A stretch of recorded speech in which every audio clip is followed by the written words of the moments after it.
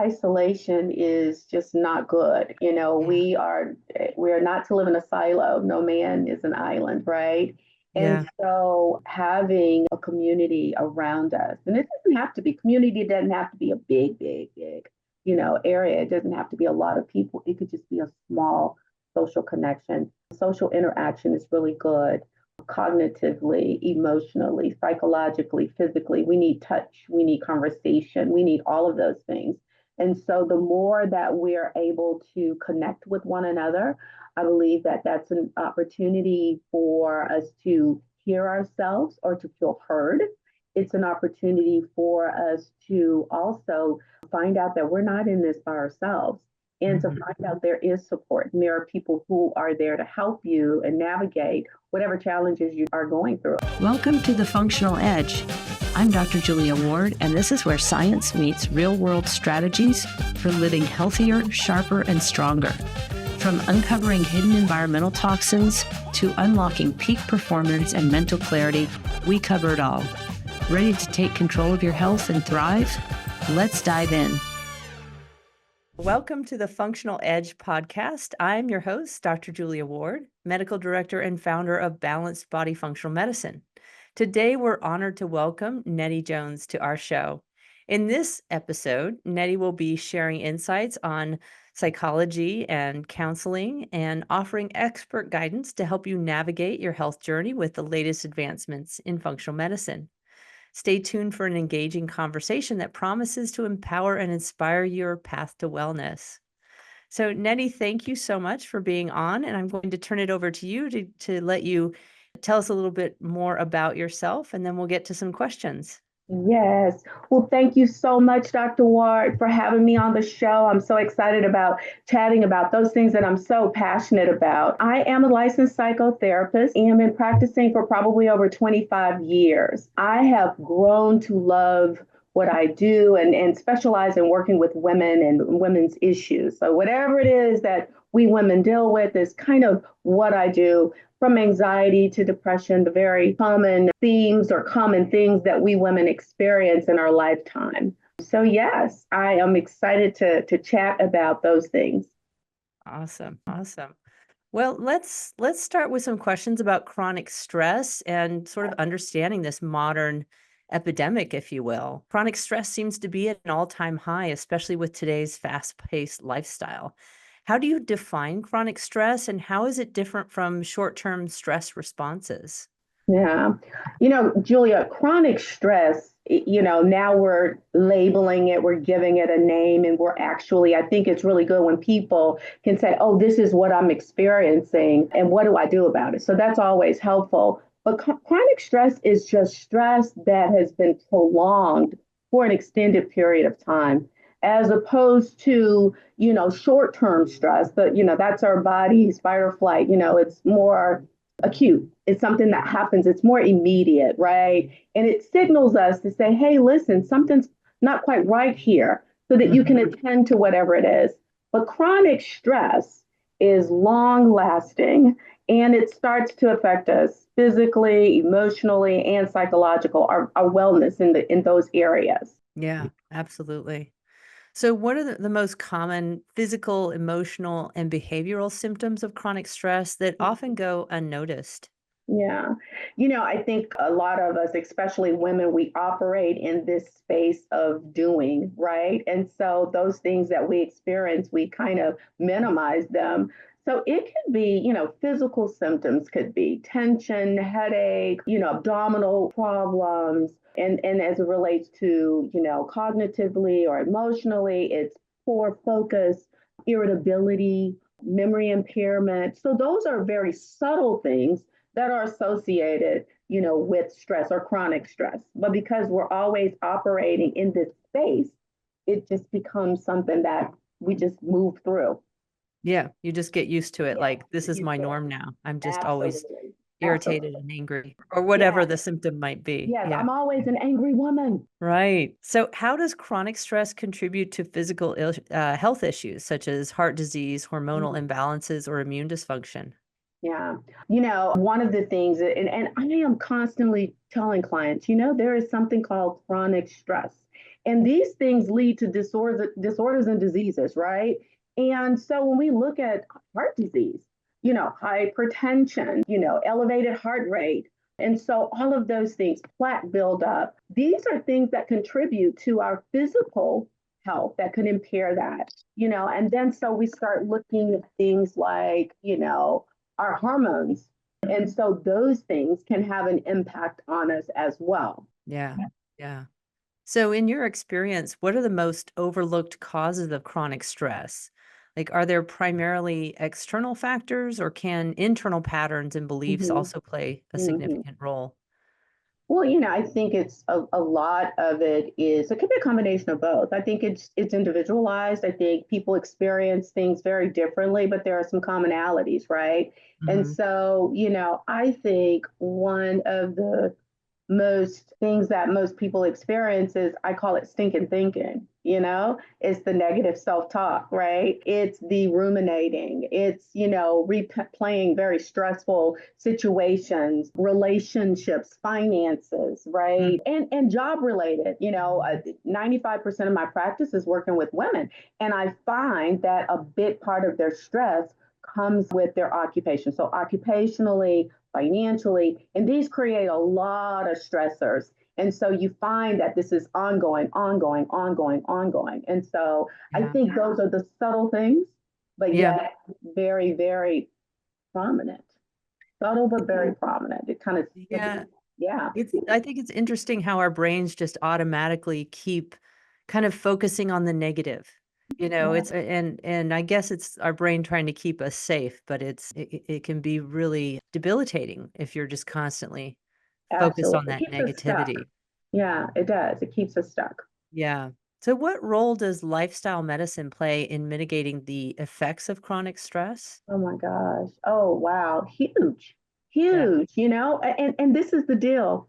These are things that you don't have to go out and purchase, right? So they're, I Right. mean, they're kind of like things like sleep, moving Right. our bodies and exercise, hydration, and of course fueling our bodies with the right things. And so, I share with clients, if we can do those things, we can just get that under control, you will see some of the symptoms that you experience that are associated with stress or other, disorders, you see that they will decrease significantly.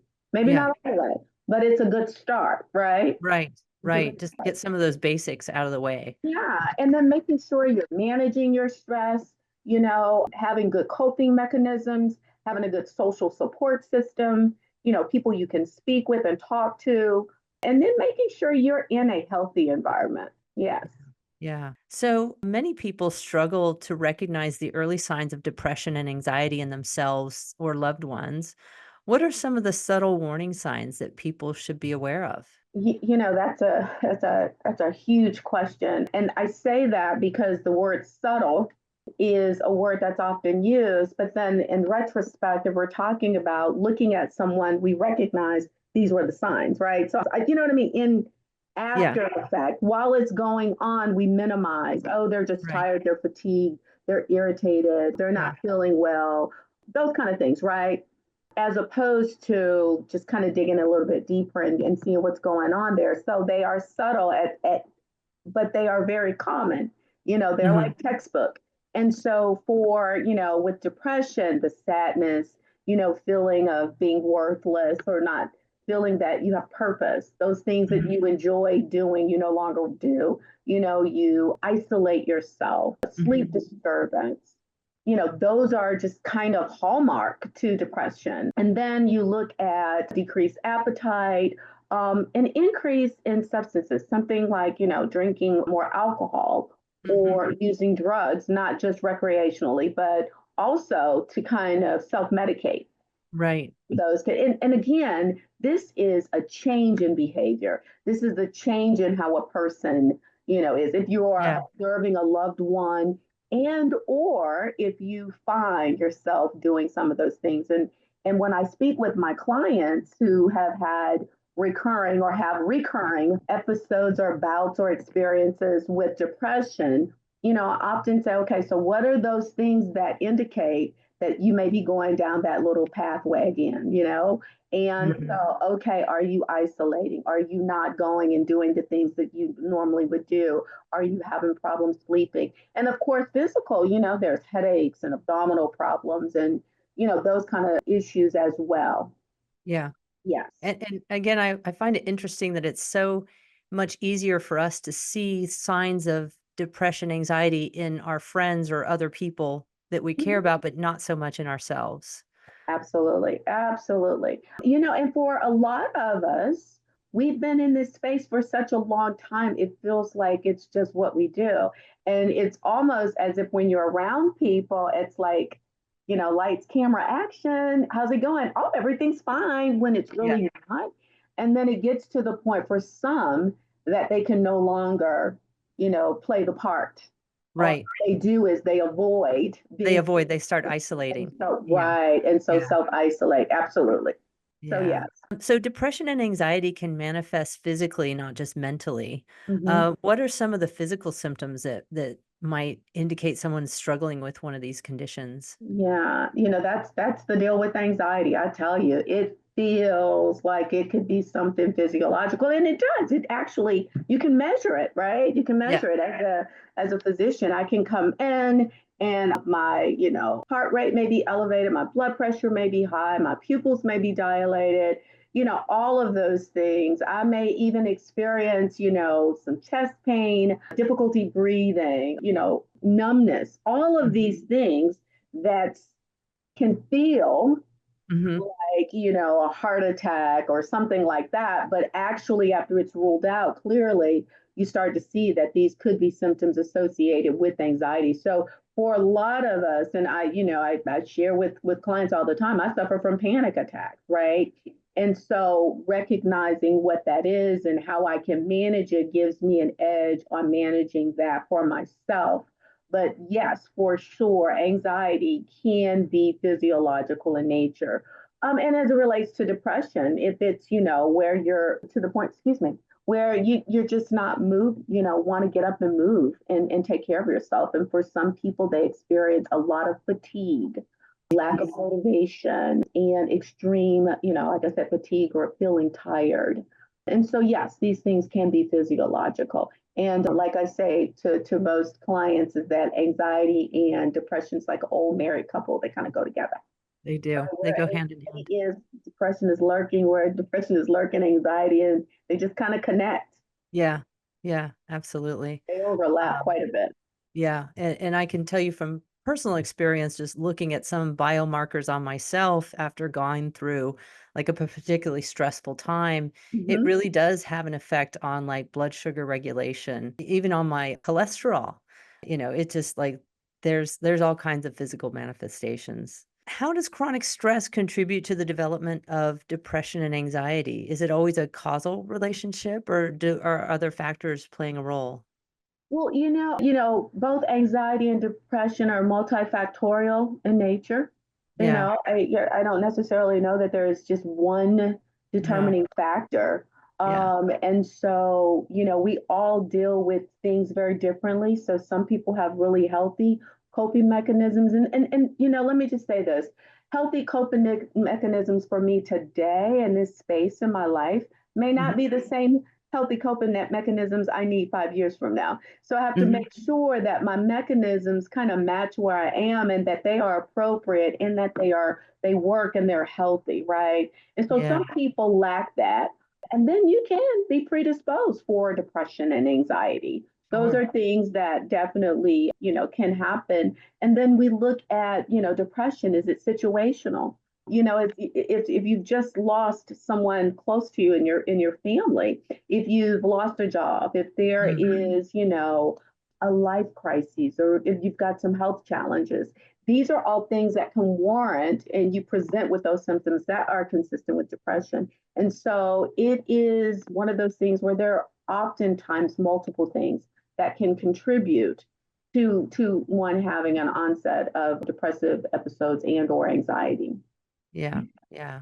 Yeah. Well, let's kinda move on to, like, what to do about this now. So, some solutions. So, Yes, what yes. What are some daily practices or lifestyle changes people can implement to build resilience against stress, anxiety, and depression? That is that's a $1 million question. I wish I had the answer. I would be probably one of the richest women in the world, right? Well, I think managing that requires a person to be aware of themselves. That's number one. Yeah, And to recognize that I'm experiencing stress, I am experiencing symptoms associated with anxiety and depression or whatever that might be, so that I can now manage those things. So I think the first thing is the awareness. So now hmm that I know, acknowledge, right? And so now what are my options to doing? As you know, talk therapy is awesome. yeah, And what I love about talk therapy, I tell people all the time, I'm not the expert. You are. You're the expert on you. I just ask you good questions. And being able to process what you're experiencing and to kind of contextualize it, take ownership, and then also help individuals develop good coping mechanisms. And, Dr. Ward, what you do is an amazing thing. It's like people present with symptoms. And so I guess traditional medicine basically gives you something to mask the symptoms, right? right. But you can go to a functional medicine doctor and get down to the nitty gritty Yeah, and see, okay, on the surface, this is what's going on, but what's creating this? Why isn't the serotonin being produced in the necessary range, right? Okay, so yeah, what's behind that? And so you can explore a little bit more and then come up with treatments that will be more beneficial to a lot of patients, right? And so right. educating people on choices, so lifestyle changes, Yeah, exercise, doing things that they find pleasure in, meditating, quietening the mind. These are all things that I think will help as it relates to, interventions or treatments. Of course, yeah. there's medication, those who might, that is warranted. Yes. So ideally, a combination of having a safe space to talk, to process, and then having some specific things to do to manage one's lifestyle. Yeah. Well, that's great. That sort of leads into the next question about how important mindfulness, meditation, and breath work are in managing mental health, and if Mhm. there's any specific techniques that you recommend to your patients. Yeah. Everybody's different. I can talk to a client about meditation, and the first thing they go is, I don't do that. I Yeah. can't sit still long enough. If I mention yoga, oh no, that's too slow. Oh, I Yeah. can't, and so you kind of have to go where people are. And so Yeah. being mindful, I find, is one of the things that most people, it's like the glove that kind of fits most people. They're open to the process. It's just explaining what mindfulness is and how simple it can be to just Yeah. paying attention to what's going on right now in the time. And, the breath work is vast and it can Mhm. be simple, but then it can be complex, for the Yeah. person who's like, well, what does that mean? What's breath work? I breathe every day. And Yeah. so sometimes it's just a simple thing of taking five, breathing in and out, inhaling and exhaling, and just kind of sitting down for the moment to breathe. And so I definitely think that these all benefit. It slows people down. It allows people, it forces you to pay attention to yourself. Yeah. And I think one of the most challenging things to do is to quieten our mind. Yes. Absolutely. What role does community and social support play in preventing or managing depression and anxiety? Oh, isolation is just not good. Yeah. We are not to live in a silo. No man is an island, right? And Yeah. so having a community around us, and it doesn't have to be community, it doesn't have to be a big, big, big, area. It doesn't have to be a lot of people. It could just be a small social connection. Social interaction is really good cognitively, emotionally, psychologically, physically. We need touch, we need conversation, we need all of those things. And so the more that we're able to connect with one another, I believe that that's an opportunity for us to hear ourselves or to feel heard.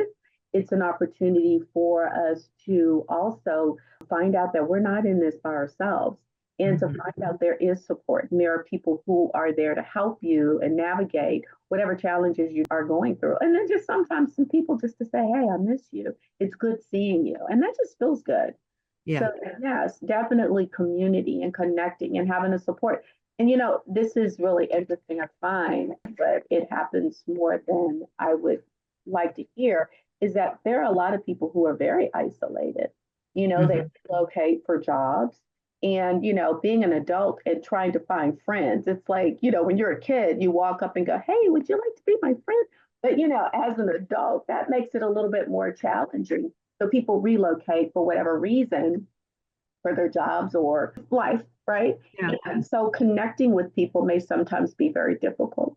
Yeah. And then, after COVID, a lot of people had to start to work from home, which meant they were a little bit more isolated. So we definitely saw significant increase in anxiety and depression because people were not socializing the way that they have been before. So it is very important to have a support group and community.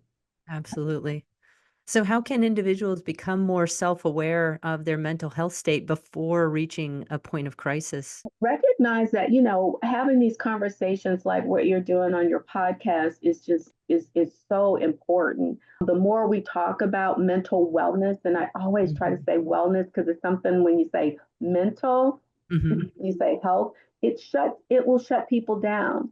Now, but when you start talking about stress, people don't like to hear the word depression, but they will use the word anxiety, right? But the more Mhm. conversations we have, the more we talk about this, and the more we talk about these, as you said, subtle, symptoms or subtle things that we can identify, then it allows us to identify those things in ourselves, maybe have us pause and say, I have not wanted to connect with people lately. I've been really irritated, a lot of headaches, a lot of, abdominal thing. I'm not sleeping well. What's going on with me? Right. Mhm. And if nothing else, it may get them to go to the doctor's office. And so, going and talking to your physician and then ruling out that there is nothing else going on, and then being able to say, it might be really good if you find somebody just to kind of talk to kind of navigate through where you're going.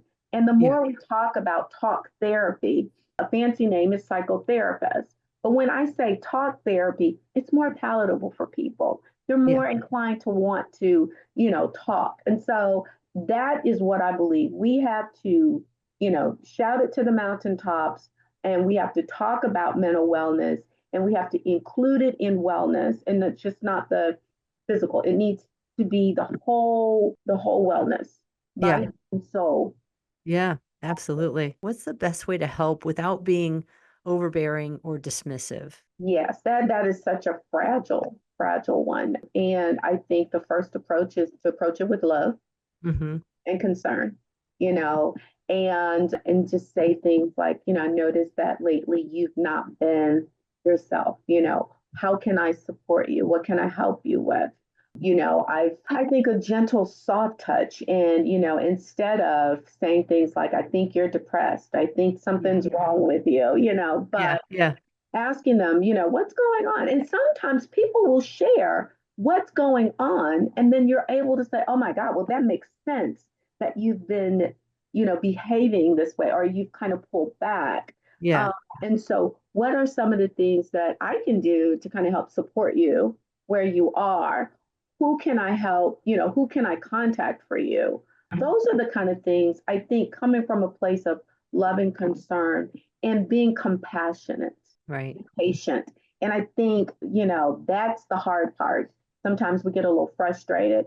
And, if you ever suspect that someone is suicidal, I think it Mhm. is very important to ask very specifically, are you going to harm yourself? Are you suicidal? That's something that you don't need to, kind of softly coddle them and, Yeah. that kind of thing. You need to go straight to it.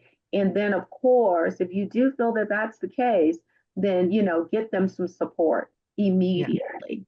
Right. Right. That's not something you wanna just sweep under the No, rug. Yeah. no, Yeah. no, not at all. So, in your opinion, what are some of the biggest misconceptions society still holds about mental health, particularly regarding depression and anxiety? Well, when the word mental health, people automatically say, well, I'm not crazy. Yeah. And anxiety can present in many ways, in many forms and so anxiety can look like many things, right? Untreated. And so a lot of people have symptoms that look like other disorders. Yeah. And untreated, it could really become problematic for individuals. And so the support, the help, and letting them know it's treatable. And I often say things like, if you knew that you had high cholesterol and your physician recommended that you alter your diet, do some exercise, and then if that didn't work, then maybe these are some medications or supplements that you could do to improve that. Would you do it? Right? If you had hypertension and your doctor told you to do all these things, but it's something about when you start talking about depression and, if you talk about anxiety or if you talk about any of the other disorders, bipolar disorder, schizophrenia, if you talk about any of those things, people don't want to discuss it Yeah. because they automatically don't want to be labeled. And Hmm. the labeling, it's the crazy label. The other Right. part is a lot of times people don't feel that there's hope for them because for some, they've operated in this space for a while and been able to kind of manage it themselves, or to the point where it's not starting to affect them occupationally or socially or relationally, right? And so now Yeah. that it is, it's something they're embarrassed or they think this is the way I'll always be. And so they're sometimes don't have the hope. So again, it's treatable. A lot of mental disorders are very much treatable and manageable like anything else. It's just the acknowledging it and diagnosing and then looking at the ideal treatment module for that individual. Yeah. Right. Which leads us to our next question of how can healthcare providers better integrate mental health awareness and prevention into their practices? I think most family practice doctors, internal medicine doctors, I think are pretty good with that. I know there are some who will just refer out to Hmm. psychiatry simply because they are not as comfortable with, diagnoses and treatments. But generally, for anxiety and depression, most primary care doctors are pretty comfortable with that. And once they find that they are not able to kind of manage that pharmacologically, oftentimes they will refer out to an area of specialty, specifically psychiatry or neurology. It just depends. Mhm. Our new Yeah. like, one of the things have a specialization in perinatal mood disorder, and one of the challenges early on was, doctors beyond the, this little Edinburgh test that they would give, right, just to kind of see where women were. There was no really follow up after that woman would go and do her follow ups post pregnancy. And so often women would deal with, post pregnancy or postpartum disorder and go untreated. And so Hmm. I think for a lot of obstetrician gynecologists, it's kind of like, what do we do with this, right? What do I do with this? And so it was just something that I believe the awareness, and not just the awareness, because I know that they are aware, but where do I send my patient? Where do I send my patient so that Yeah. they get the best services, right? That's a whole nother conversation. A lot of women who are breastfeeding may not want to take traditional medicine. And so there are just a lot of different, because I think, the more that, and I don't know, you could probably speak more to this about your training, how much of your training, you may have done a psychiatry rotation, but how much of your training is in mental health, right? And so what do you do with it? So maybe the awareness, or doctors having an interest in Yeah. being more aware and how they can better, Yeah. serve their patients as far as, sending them out and following up with them Yeah. outside of, Writing a prescription. there you Yeah, go, there you exactly. go. Exactly. Because there's so many other ways to address it. Yeah. Are there any emerging treatments or research findings in the field of mental health that you're particularly excited about? Yeah, you and I have talked a lot about, some of the psychedelics, and so I'm really keeping my ear to the ground on that to see how that's going. Research does have some very good outcomes. Question is finding the ideal candidates for that, for treatment. And especially for, those patients who are very resistant to certain, Yeah. medications and or have been kind of in this rut, for so long. Yeah, absolutely. I know on from my end, I'm particularly excited about some new kind of DNA testing that's looking at genomics and how that affects.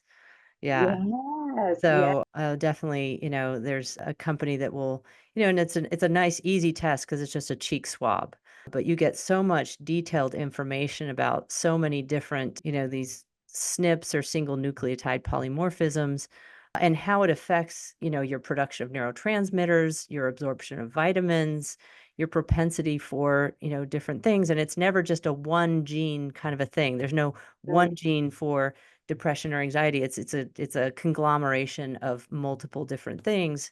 And so having that information, you can kind of more tailor specifically what nutrients, what lifestyle interventions are going to be the most beneficial for you. So I'm Yeah, excited about that is that. exciting.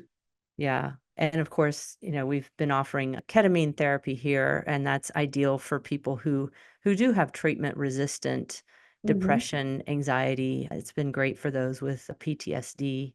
Of course, it's always better when it's done in conjunction with a Hmm. therapist. I think you get more out of it. Yes. So what advice would you give to someone who feels stuck in a cycle of stress, anxiety, or depression but doesn't know where to begin seeking help? Ironically enough, I think they should start at their primary care office. And Okay. I say that simply because you want to rule out anything else, You want Right. to rule out anything medical. And so a lot of times people often will pick up the phone and call or look up a therapist, a psychotherapist, more based on emotional issues, relational issues, right? And then often you find out that there are these other, they're experiencing some physiological issues. And of course, at that point, I will, recommend that they see their doctor to rule out anything. And so, feeling stuck and in this rut and feel like you just can't move. And, depending on what those things are, I would go and just say, hey, listen, this is what I'm experiencing. This is what I'm feeling. And at least have somebody kind of screen it. Yeah. Right. And so, but if it's more situational, if it's lifestyle, if it's those kind of things, for sure, find a therapist, a psychotherapist, or a psychologist that you can speak with to kind of process and move through whatever life challenges you might have. There are, Psychology Today is a great source. It's a national platform, and you can go and it will allow you to find a mental health professional, a psychiatrist, a psychologist, psychotherapist, and you can identify gender, age group, areas of specialty, how long they've been in practice. All of the clinicians have been verified, give you a lot of good information if they accept insurances. Oh, You that's good. can, Good it'll to know. Yeah. to kind of see who these individuals are and see if it's a good fit. Yes. And I think too, Julia, is calling and speaking with that clinician to see if it's a good fit for you. Yeah. That's Yeah. so important. Yeah. Right. That's Mhm. huge. I often will talk to patients who say, "Well, I've done therapy before and it was worthless, it was useless." And I say, "Well, you just didn't find the right therapist." Mhm. It's like Yeah. you have to click with the therapist in order for it to really be effective. Absolutely, absolutely. One of the questions, or in the intake, I ask, "Have you ever seen a therapist or a mental health professional before?" And if a client clicks yes, then I will ask them, "What was your experience?" And there are different answers, right? Yeah. And so there are people who want you to tell them what to do. Well, I'm not a directive. I mean, that's just not my style. And Yeah. so, that person may feel like, well, I need you to give me things to do. Some people want homework. Some people want to Mm. take things to walk away. Some people don't. I mean, and so you've got to see if that's a good fit for you. Yeah. Yes, that's important. Absolutely. Well, finally, can you share just one message with listeners about mental health and self-care? What would that be? So the most important person I believe is you. And getting to know who you are emotionally, physically, psychologically, spiritually is so, so important. I use the analogy, you come to therapy and you have all the answers. You go to your doctor, and guess what? You have all the answers. So you run tests, right? And so who finds out the answers? Yeah, the physician does, but it's all in your test, in your lab work, in your x-rays, in your scans, right? And so when you go to talk therapy, you have the answers within. And so you are the most important person. So it's important for you to get to know who you are mentally, emotionally, psychologically, and physically. And also find ways to, enjoy your life. Slow down, take good care of yourself, and enjoy. Life is meant to be good. And so in this life, you want to live and you want to live and enjoy it. Yeah. So prioritize yourself. Yeah, you're the most important person. Awesome. That is great advice. Yeah. So thank you so much for being on. It was so great having you on and really appreciate your time and help with all of this. well, thank you. I appreciate it. Be well. Thanks. Thank you for joining me on The Functional Edge. I hope today's episode gave you fresh insights and practical tools to level up your life. If you found value in what you heard, don't forget to hit subscribe, share the podcast with someone who needs it, and leave a review. It's the best way to support our mission of bringing powerful health solutions to more people. For more resources, updates, and behind-the-scenes content, visit drjuliaward.com. Until next time, stay strong, stay healthy, and keep living on the functional edge.